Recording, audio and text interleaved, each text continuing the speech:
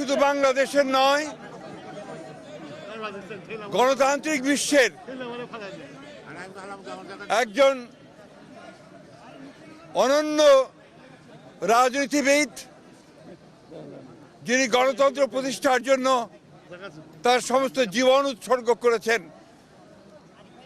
সেই মহান নেত্রী, বাংলাদেশের গণতন্ত্রের জন্য সংগ্রাম করা আপসীর নেত্রী, অনন্য সাধারণ ব্যক্তিত্ব সম্পন্ন মহিলা, দূরদৃষ্টি সম্পন্ন, প্রজ্ঞা সম্পন্ন একজন নেত্রী, যিনি বারবার বাংলাদেশের গণতন্ত্রকে উদ্ধার করবার জন্য সংগ্রাম করেছেন, কারাবরণ করেছেন এবং নির্যাতিত হয়েছেন। সেই অসাধারণ নেত্রী দেশনেত্রী বেগম খালেদা জিয়া আর আমাদের মাঝে নেই।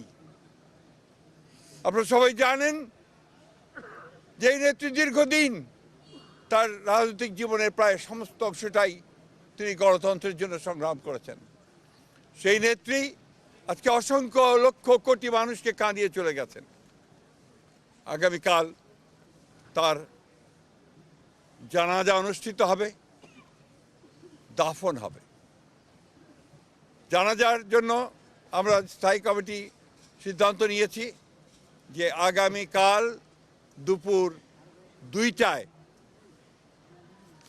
পার্লামেন্ট ভবনের দক্ষিণ প্লাজায় যে মাঠ এবং বাণিজ্য অ্যাভিনিউ, এই পুরো অংশ জুড়ে আমাদের নেত্রীর জানাজা অনুষ্ঠিত হবে।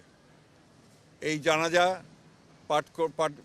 পড়াবেন আমাদের জাতীয় মসজিদের খতিব, অর্থাৎ বাইতুল মোকাররমের খতিব। আর এই জানাজায় যে সঞ্চালন করবেন, পুরো বিষয়টাকে যিনি সঞ্চালন করবেন, তিনি হচ্ছে আমাদের জাতীয় স্থায়ী কমিটির সদস্য জনাব নজরুল ইসলাম খান।